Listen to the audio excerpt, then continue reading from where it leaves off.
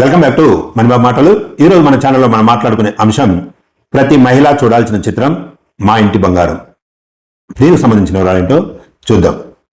మామూలుగా మా ఇంటి బంగారం అనే సినిమా నేను ఆ టైటిల్ చూసినప్పుడు ఇది ఎక్కడి సినిమా అనుకున్నా.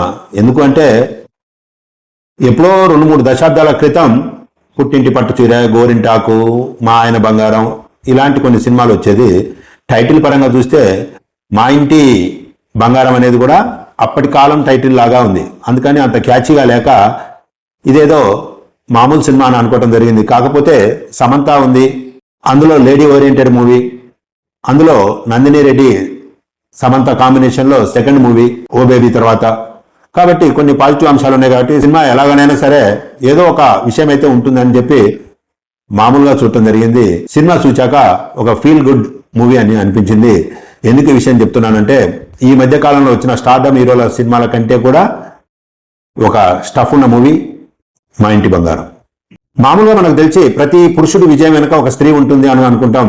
అది లోకోక్తి కూడా.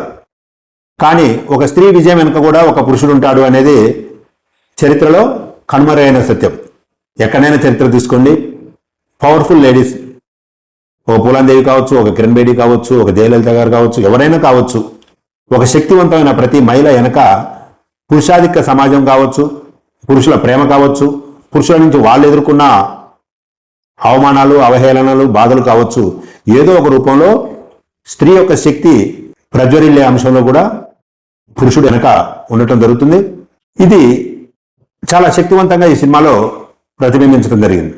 సినిమా స్టోరీ పరంగా చూస్తే చాలా పాత స్టోరీ. ఒక ఫార్ములా, ఒక ప్రేమకు సంబంధించిన స్టోరీ. ఏంటి ఆ ప్రేమ అంటే, ప్రధాన పాత్ర అనేది మామూలుగా పరిచయం కావడం జరుగుతుంది.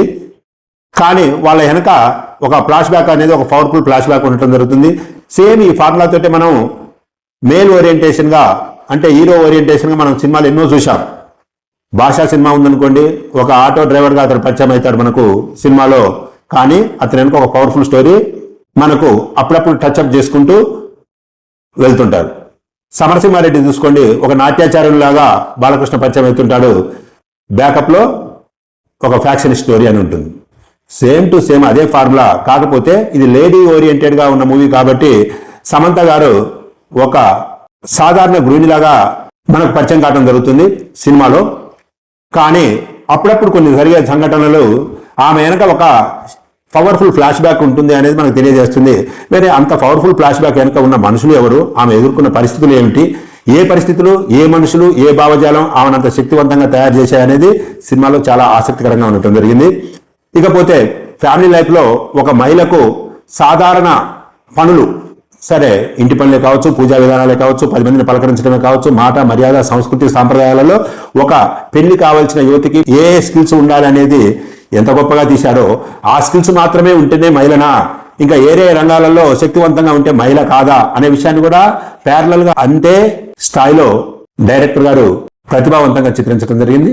సమంత నిజ జీవితంలో కూడా చాలా మందికి స్ఫూర్తిదాయకం. వ్యక్తిగతంగా నాకు కూడా మంచి అభిమానం. ఎందుకంటే ఆమె మ్యారిటల్ లైఫ్లో ఎదుర్కొన్న కష్టాలు కావచ్చు, హెల్త్ పరంగా ఎదుర్కొన్న కష్టాలు కావచ్చు, కెరీర్ పరంగా ఎదుర్కొన్న కష్టాలు కావచ్చు, వాటిని అధిగమించి పాజిటివ్ దృక్పథంతో ఆమె లైఫ్ని రన్ చేస్తున్న తీరు, ఒక హీరోయిన్గా ఆమె నటన, ఆమె గ్లామర్ అదొక విషయం.